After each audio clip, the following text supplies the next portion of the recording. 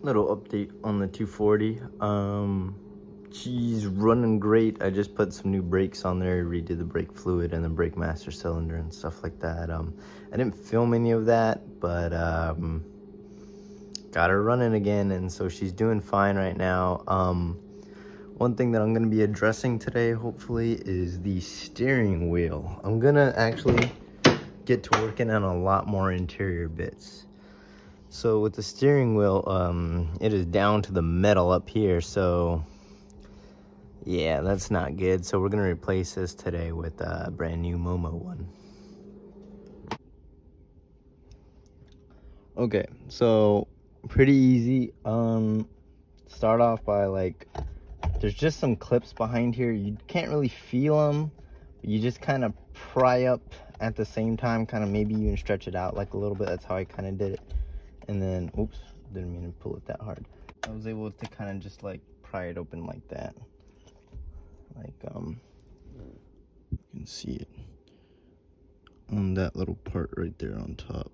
Just kind of pull that open when it's in the horn section, and you just kind of pull that out like that.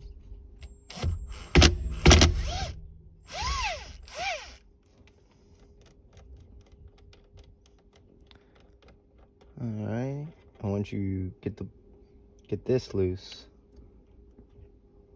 you kind of want to put it back on. Couple spins.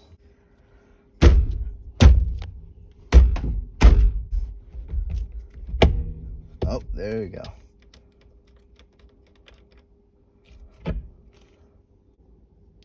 So, interesting thing. This brand new adapter that I just bought from Summit Racing, this hole in it, like where it's supposed to like go onto the steering column, like the threads do not fit at all. It actually looks like the whole stamp was just misplaced or something. Do you see how it's like not center, and it just looks, I don't know, it just looks kind of, oh, here. This is the one that I got from Summit Racing. And this is the spare one that I bought on Facebook Marketplace. But I was afraid it wasn't going to fit because it didn't come with a lot of the pieces. And let's see if it fits.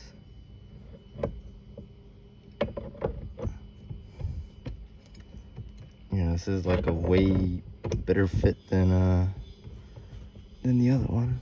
I'm an idiot, and I ordered one for a 240Z and not a 240SX, so get the 3507 and not the 3505.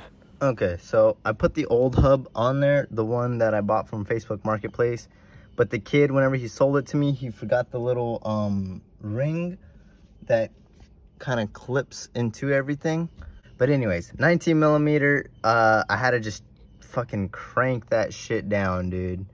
Okay, so I totally forgot to film the part where I just put the screws in and stuff, but I'm sure you can figure that out for yourself. It's pretty simple, and then you just put in the horn button and get everything all squared away.